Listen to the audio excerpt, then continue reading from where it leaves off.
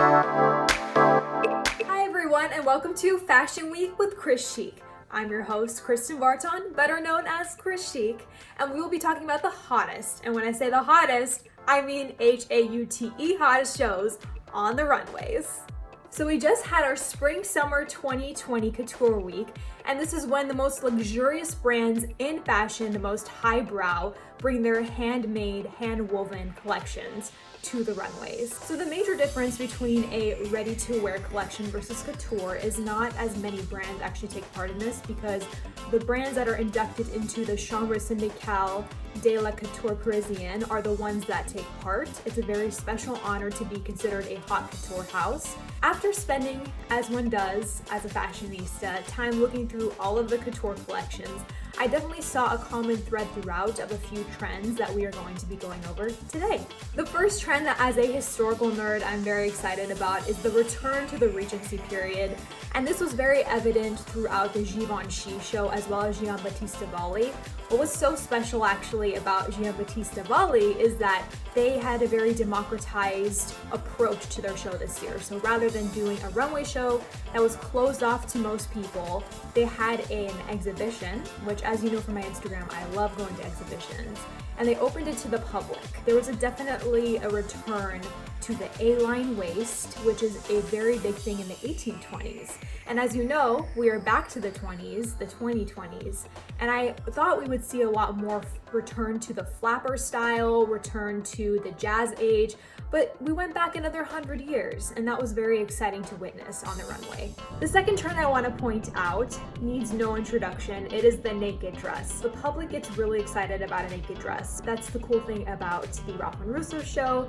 They used a lot of beading and feathers, but then they had some see-through fabrics. The same was evident in Schiaparelli, as well as Elie Saab. As we know, Elie Saab is known for that beautiful, beautiful handcrafted, hand-woven beading. And they use this to their advantage to show a little bit more skin, but do it in a very sultry, classy way. Next up in the trend forecast, power suits are back, and they have a 2020 update. And as you know, since I'm wearing a blazer, I love a good power suit. The first place I saw this was the Dior Haute Couture show. Dior is gorgeous. I love what they did with Judy Chicago. Maria Grazia Chiuri, who is actually the creative director of Dior right now, she's very, it seems, passionate about feminism. She's the one that initiated the t-shirts that said "Future is Female," so there was nods to goddesses. They kind of did a head nod to the whole like toga idea and tunic idea that's very ancient Greece. So they brought down the hem of a blazer so that it actually covers the pants a little bit.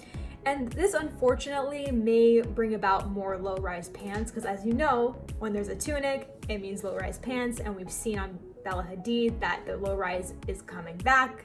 Not very excited about that, but anyway, I digress. Well, thankfully, Schiaparelli opted for the high waist pants with their suits, and they paired it with an open blazer, and you can wear this either with a crop top, or what they did was they didn't have any top, which was kind of risque, but I liked it.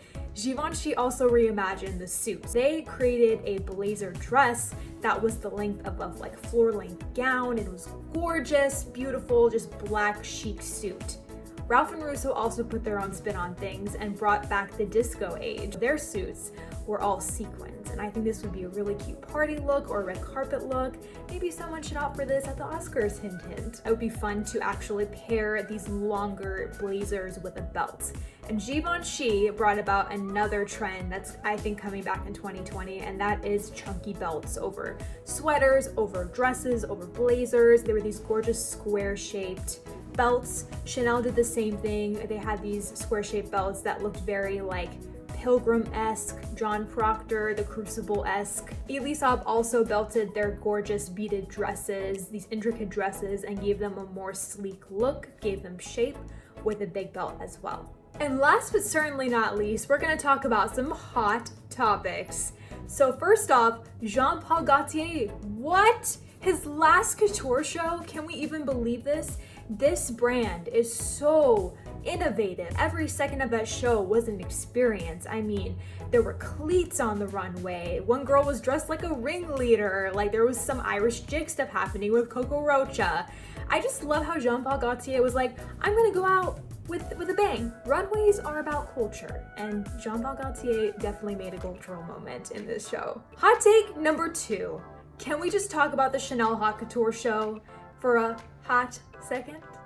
Virginie Viard is a very talented creative director. She took over after Karl Lagerfeld passed away last year, and this is my ode to him. This is a Karl Lagerfeld blazer. And yes, she did a great job with the Summer Couture show. I loved every second of it, but this one, I questioned it a little bit. I really appreciated the ode she was doing to Chanel's time in a convent, but everything was just so boxy, and I was getting this like very pilgrim-y vibe from the collars and those square belts, and it was just too much. And Karl Lagerfeld himself knew this would be an issue because he remembered Virginie talking about doing something like this back in the day, according to Vogue, and he was like, heck no, that's not gonna be cute, we're not doing it. But Virginie's like, I'm gonna do it now because I am in charge. I wasn't feeling it. What do you guys think? I want to hear your comments down below of what you thought of that whole Pilgrim John Paul. And that is it for this week's episode of Fashion Week with Krischic. I loved doing this with you guys, and I want to hear all about your thoughts about the Haute Couture show. And stay tuned for my New York Fashion Week show that's coming up next. So for now, stay chic, keeping it Krischic, Kristen Barton.